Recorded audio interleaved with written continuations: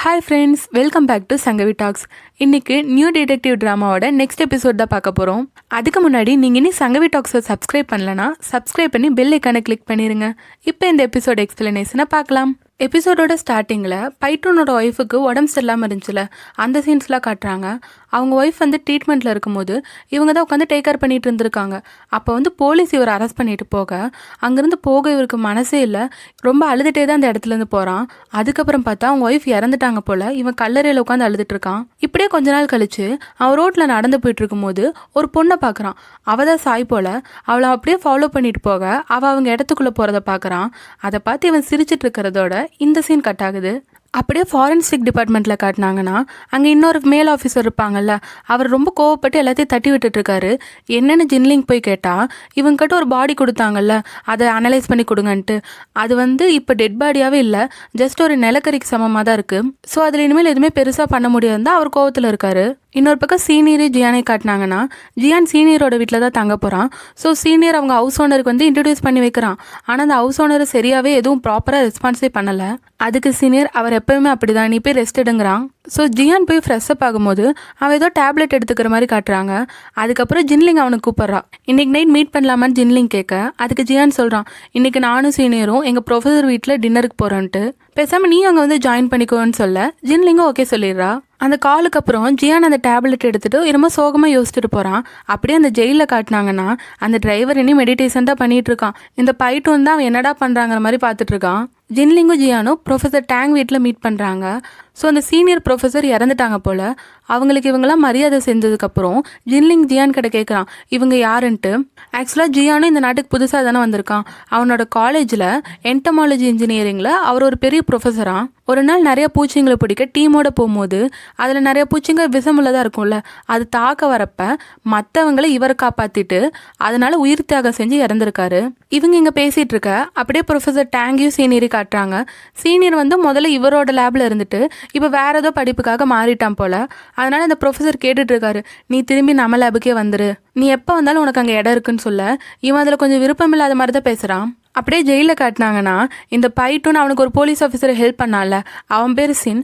அவனை கூப்பிட்டுட்டே இருக்கான், நான் உனக்கு டின்னர்லாம் வாங்கி கொடுத்தேன், எனக்கு ஒரு ஹெல்ப் கூட பண்ண மாட்டியான்ட்டு. அவனும் எதுக்கு என்ன இப்போ திரும்ப திரும்ப தொல்லை பண்ணிட்டு இருக்கீங்க, கொஞ்ச நேரம் அமைதியாக இருங்கன்னு சொல்லிட்டு போக இவன் மேலே அவனை ஐஸ் வைக்கிறான். உனக்கு அது பண்ணுறேன் இது பண்ணுறேன்னு சொல்லிட்டு என்னோட கிரெடிட் கார்டு பில்லை நான் கட்டணும், நீ என் ஃபோனை மட்டும் கொஞ்சம் எடுத்துகிட்டு வா, நான் உன் கண் பார்வையிலே அதை பண்ணுறேன்னு சொல்ல அவனும் சரின்னு போய் ஃபோன் எடுத்துகிட்டு கொடுத்து இவன் அந்த பில் பே பண்ணுறான். அப்போ அந்த டிரைவர் ஆப்போசிட் செல்லில் தானே மெடிடேஷன் பண்ணிட்டு இருக்கான். அவன் கண்ணை முழிச்சு இவங்களை பார்க்குறான். அப்போ பைட்டூன் அந்த போலீஸ் கிட்ட அவன் பார்க்குறத பாரு, என்ன தயவு செஞ்சு இவனுக்கு ஆப்போசிட் செல்லை மட்டும் போடாத, பக்கத்து செல்லை போட்டால் கூட பரவாயில்ல, இந்த ஹெல்ப்பையும் பண்ணுன்னு சொல்ல அவனும் சரின்ட்டு ஃபோனை வாங்கிட்டு போயிடுறான். அதுக்கப்புறம் இந்த டிரைவர் மறுபடியும் மெடிடேஷனுக்கே போக இங்கே டின்னரில் காட்டுறாங்க.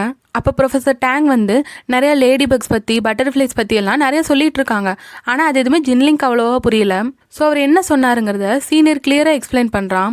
அப்பையும் ப்ரொஃபஸர் டேங் நீ நம்ம ஸ்டடீஸ்க்கே திரும்பி வந்துடுன்னு சொல்ல இவன் விருப்பம் இல்லாத மாதிரி தானே பேசுகிறான். அவன் அப்படி பேசுறது எல்லாருக்கும் புரியுது. இவர் சொல்லி பார்க்குறாரு, சீனியர் ப்ரொஃபஸரோட விருப்பமும் அதுவாக தான் இருக்கும், நீ திரும்பி வந்துருன்ட்டு. ஆனால் இவனுக்கு அந்த டாப்பிக்கில் சுத்தமாக விருப்பம் இல்லாத மாதிரி தான் நடந்துக்கிறான். ஸோ இவன் ஆட்டிடியூடே கொஞ்சம் டிஃப்ரெண்ட்டாக இருக்கா. அதுக்கப்புறம் கூட போய் வாமிட் பண்ணுறான், ஒரே பதட்டமாக இருக்கான். ஸோ ஜியானுக்கு ஏதோ சந்தேகம் வர அவங்ககிட்ட அப்படியே கேஷுவலாக பேசலான்னு வரான். ஆனால் அப்பயும் அந்த சீனியர் சரியாக எதுவும் பதில் சொல்லாமல் போகிறான். இன்னொரு பக்கம் ஃபாரன்சிக் அனலிஸ்டில் அவர் அனலைஸ்லாம் பண்ணிட்டு அந்த மாஸ்க்லாம் ரிமூவ் பண்ணிட்டு ப்ரே பண்ணுற மாதிரி காட்டுறாங்க. அதுக்கப்புறம் சாய்க்கு ஃபோன் பண்ணி அந்த பொண்ணை ரொம்ப டார்ச்சர் பண்ணி கொண்டிருக்காங்க. ஆனால் அந்த பொண்ணை எந்த டூல் வச்சு கொண்டாங்கன்ட்டு இது வரைக்கும் எங்களால் கண்டுபிடிக்க முடியல, அதை சீக்கிரம் செக் பண்ணி சொல்கிறேன்னு சொல்ல அதுக்கு சாய் சொல்கிறாரு, ஆக மொத்தம் நீங்கள் எதுவும் உருப்படியாக கண்டுபிடிக்கல. சரி ஓகே, அந்த பொண்ணை 2 பேர் கொலை பண்ணியிருப்பாங்களா இல்லை ஒருத்தர் கொலை பண்ணியிருப்பாங்களாங்கிற மாதிரி அவங்க அங்கே டிஸ்கஸ் பண்ணிட்டு இருக்காங்க. அதுக்கப்புறம் இங்கே டின்னர் முடிச்சதுக்கப்புறம் ஜின்லிங்கும் ப்ரொஃபஸர் டேங்கோட ஒய்ஃபும் பேசிகிட்டு இருக்காங்க. ஸோ ஜின்லிங் சொல்கிறாங்க அவங்க 15 வருஷம் பழமையான பாடியெல்லாம் அனலைஸ் பண்ணிகிட்டு இருக்காங்கல்ல, அதெல்லாம் சொல்லிட்டு இருக்கும் போதே சீனியர் ப்ரொஃபஸர் சாங் ரொம்ப கிரேட்டில் எல்லாரையும் காப்பாற்றுறதுக்காக தான் உயிரே கொடுத்துருக்காருன்னு சொல்ல இந்த பொண்ணு அந்த சீனியர் ப்ரொஃபஸரை ரொம்ப மிஸ் பண்ணுற மாதிரி தான் தெரியுது, ரொம்ப சோகமாகறாங்க. அதுக்கப்புறம் இந்த டாபிக் வேண்டான்னு சொல்லிட்டு நீயும் ஜியானே எத்தனை வருஷமாக லவ் பண்ணுறீங்க, நீங்கள் ரொம்ப நல்ல பேருன்னு சொல்ல ஜின்லிங் கேட்குறா, நீங்களும் டேங்கும் தான் சூப்பரான ஜோடி. ஆக்சுவலாக போலீஸ் சாய் என்ன சொன்னார்னா ஜியான் எனக்கு பொண்ணுங்களை விட பூச்சி தான் ரொம்ப பிடிக்கும்னு, உங்கள் ஹஸ்பண்டும் அப்படிதானா, அவருக்கும் பூச்சிங்க மேலே தான் இன்ட்ரெஸ்டா, உங்களை அன்பாக பார்த்துப்பாரான்னு கேட்க டேங்கோட ஒய்ஃப் ரொம்ப தயங்குறாங்க. அவர் என்னை ரொம்ப நல்லா பார்த்துப்பாருன்னு சொல்கிறாங்க, ஆனால் சும்மா வாயிலேருந்து சொல்கிற மாதிரி மட்டும்தான் தெரியுது. ஸோ அதுக்கப்புறம் ஜின்லிங் வந்து சீனியரும் ஜியானும் தங்கியிருக்க ரூம் போய் பார்க்குறா. அங்கே வந்து நிறைய பூச்சிகளும் எறும்புகளும் வச்சுருக்காங்க. நீங்கள் ஏன் எறும்புகளை இங்கே வச்சுருக்கீங்க, லேபில் வச்சுக்க வேண்டியதானே சேஃப்டி பர்பஸுக்காகன்னு சொல்ல அந்த சீனியர் சொல்கிறான், நான் இந்த எறும்புகள்லாம் எப்பயும் பார்த்து பண்ணிட்டு. அப்போ ஜியான் வந்து ஜின்லிங்க்கு எல்லா எறும்புகளோட ப்ரீட் பற்றியும் நிறைய விஷமிக்க எறும்புகளை பற்றியும் சொல்லிட்டு இருக்கான். அப்போ சீனியர் அவளை கூப்பிட்டு மேரிகோப்பாங்கிற ரொம்ப விஷமுள்ள எறும்புகளெல்லாம் காட்டுறான். அதுக்கப்புறம் இந்த சீனியர் தூங்க போகும்போது அவனும் ஏதோ டேப்லெட் எடுத்துக்கிற மாதிரி காட்டுறாங்க. இன்னொரு பக்கம் ஜின்லிங்கும் ஜியானும் அப்படியே பேசிட்டு போயிட்டு இருக்காங்க. அப்போ ஜின்லிங் சொல்கிறா, நீ சோகமாக இருக்கீன்னா அது வெளியே காட்டிரு. இப்போதான் உங்கள் அப்பா இறந்துருக்காங்க, உங்கள் ஃபேமிலிலையும் நிறைய ப்ராப்ளம்ஸ் வந்திருக்கு. ஆனால் நீ மற்றவங்களுக்காக சிரிக்கணும்னு ட்ரை பண்ணாத. உனக்கு எவ்வளோ சோகம் இருந்தாலும் என்கிட்ட நீ ஷேர் பண்ணிக்கோன்னு சொல்லி அவனை ஹக் பண்ணுறா. அப்போ ஜியான் கிட்ட ஒரு ஸ்மெல் வருது. அது ஜின்லிங் கேட்குறா, இந்த ஸ்மெல் தான் உன் சீனியரோட வீட்லேயே வந்துச்சு, அது என்னன்னு கேட்க இவன் சொல்கிறான், அந்த ஸ்மெல் வந்து இந்தியன் வேப்பிலை எண்ணெயோடது. அந்த எறும்புகள்லாம் பெட்டுக்கு வராமல் இருக்க சீனியர் வந்து இந்த எண்ணெய் அங்கே தெளிச்சு விட்டுருப்பான். அந்த வாசனை தான் சொல்ல அப்போ தான் ஜின்லிங்க்கு ஞாபகம் வருது, அந்த சாய் இறந்தப்ப ஒரு ரூமில் வந்து ஒரு ஸ்மெல் வந்திருக்கும்ல, அந்த டிரைவர் வந்து ஏதோ மெடிசன் நேம் சொல்லியிருப்பான். பட் அன்னைக்கு வந்தது இந்த எண்ணெயோட வாசனை தான். அப்போ ஜியாங்க சொல்கிறான், அன்றைக்கி நான் ரூமுக்கு வந்தப்போ எனக்கு இந்த வாசனை தான் அடிச்சுது, கண்டிப்பாக அது இந்திய வேப்பிலை எண்ணெயோட வாசனை தான். ஆனால் அப்புறம் எதுக்கு அந்த டிரைவர் பொய் சொன்னாங்கிற மாதிரி தான் ஜின்லிங் யோசனை பண்ணிட்டு உடனே நான் சாயை போய் மீட் பண்ணுறேன்னு போகிறா. அப்போ ஹீரோக்கு ஜின்லிங்கை தனியாக விடுறதுல விருப்பம் இல்லை, அதனால் அவனும் அவ கூட போகிறான். அப்படியே போலீஸ் ஸ்டேஷனில் காட்டினாங்கன்னா எல்லாரும் பதட்டமாக செல்லுக்கு ஓடுறாங்க. என்னன்னு பார்த்தா அந்த டிரைவர் எஸ்கேப் ஆகிட்டான். சாய்க்குலாம் டென்ஷன் ஆயிடுச்சு. இப்போ பைட்டோன்னு தான் பக்கத்து செல்லில் போட்டிருந்தாங்களே, அவனை போய் பார்த்து இவன் இன்ட்ராகேஷனுக்கு கூட்டிகிட்டு போங்கன்னு சொல்கிறாங்க. அப்படியே டென்ஷனில் மற்ற போலீஸ்லாம் போய் சிசிடிவி செக் பண்ணுங்கன்னு அனுப்புகிறாங்க. ஸோ அப்படி அவங்க பதட்டத்தில் இருக்கும்போது ஜின்லிங்கும் ஜியானு வராங்க. ஜியானை ஏன் கூட்டிகிட்டு வந்தேன்னு கேட்டால் இவனுக்கு இந்த மாதிரி மர்டர் கேஸில் இன்வெஸ்டிகேட் பண்ணி நிறையா திறமை இருக்குன்னு ஜின்லிங் சொல்ல ஜியானு இன்னொரு விஷயத்தை காட்டுறான். ஆக்சுவலாக அவன் இந்தியன் ஸ்வாடை காட்டுறான். இது இந்தியாவில் யூஸ் பண்ணுற ஒரு வகையான வாள். இதை கற்றுக்க போகும்போது கையில் காயங்கள் ஏற்படும்ல, அந்த மாதிரி காயங்களை தான் அன்னைக்கு நான் அந்த டிரைவருக்கு காசு கொடுக்கும்போது அவன் கையில் பார்த்தேன்ட்டு ஜியான் சொல்கிறான். ஸோ அந்த பொண்ணு சாயை கொலை பண்ண அந்த டிரைவர் இதை தான் யூஸ் பண்ணியிருக்கணும். நாங்கள் ஃபாரன்சிக் டிபார்ட்மெண்ட்டில் இருக்க ராய்வனுக்கு கூட ஃபோன் பண்ணி கேட்டோம், அவரும் இதை ஆல்மோஸ்ட் கன்ஃபார்ம் பண்ணிட்டாருன்னு இவங்க சொல்ல ஜூனியர் சொல்கிறான், நம்ம வந்து அவன் தான் ஃபஸ்ட்டு இன்ஃபர்மேஷனே கொடுத்தான் இந்த கொலையை பற்றி.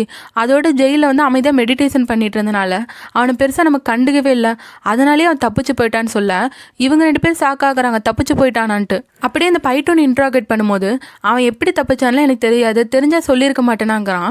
இந்த ஜூனியருக்குலாம் டென்ஷன் ஆகுது. அவன் கோவத்தில் அவனை அடிக்கலாங்கிற மாதிரி வரான். ஆனால் சாய் வந்து ஒரு நிமிஷம் இருன்னு சொல்லிட்டு உள்ளே வராரு. அவன் கையில் ஒரு பெண்ணை கொடுத்து நீ ஒரு நிமிஷம் அமைதியாக நில்லுன்ட்டு சாய் சொல்கிறாரு. பார்த்தா அவன் ரொம்ப ஆடிட்டே நின்றுட்டு இருக்கான். அவன் ஷர்ட்டை ரிமூவ் பண்ணி பார்த்தா அவன் உடம்புல நிறைய வெட்டுக்காயங்கள் இருக்க மாதிரி இருக்கு. அதனால தான் அவனுக்கு உடம்பு சரியில்லாமல் போய் இப்போ அப்படியே நடுங்கிற மாதிரி இருக்கான். இது எப்படி நடந்திருக்குன்னு ஜூனியர் சாக்கா கேட்க சாய் பிடிச்சி ஜூனியரை திட்டுறாரு, நீ அவனை ஃப்ரிஸ்கிங் பண்ணவே இல்லைன்ட்டு. ஃப்ரிஸ்கிங்னா போலீஸ்லாம் அரெஸ்ட் பண்ணும்போது இல்லைனா சும்மா சோதனை போடும் போதெல்லாம் ஒருத்தவங்க உடம்ப தொட்டு பார்த்து ஏதாவது ஆயுதம் வச்சிருப்பாங்களான்னு பார்த்துருப்பாங்கல்ல, அதை வந்து இவங்க பண்ணவே இல்லை. ஸோ அவன் ஒரு வாழை யூஸ் பண்ணான்ட்டு இதுக்கு முன்னாடி சொன்னாங்கல்ல, அந்த வாழை அவன் ஜெயிலுக்குள்ளேயே கொண்டு வந்து இத்தனை நேரம் வச்சுருந்துருக்கான். அதை வச்சு தான் அவன் பைட்டோனையும் தாக்கியிருக்க மாதிரி சொல்கிறாங்க. ஸோ சாய் டென்ஷன் அங்கேருந்து போக இதே பரபரப்போட இந்த எபிசோட் முடியுது. ஸோ இந்த ட்ராமாவில் வர அடுத்தடுத்து இன்ட்ரெஸ்டிங்கான திருப்பங்கள் நிறைஞ்ச எபிசோட்ஸை மிஸ் பண்ணாமல் பார்க்க சங்கவி டாக்ஸை சப்ஸ்கிரைப் பண்ணி பெல் ஐக்கானை கிளிக் பண்ணிடுங்க. இந்த வீடியோ உங்களுக்கு பிடிச்சிருந்தா லைக் ஷேர் பண்ணி சப்போர்ட் பண்ணுங்கள். மீண்டும் அடுத்த வீடியோவில் சந்திப்போம். பாய்.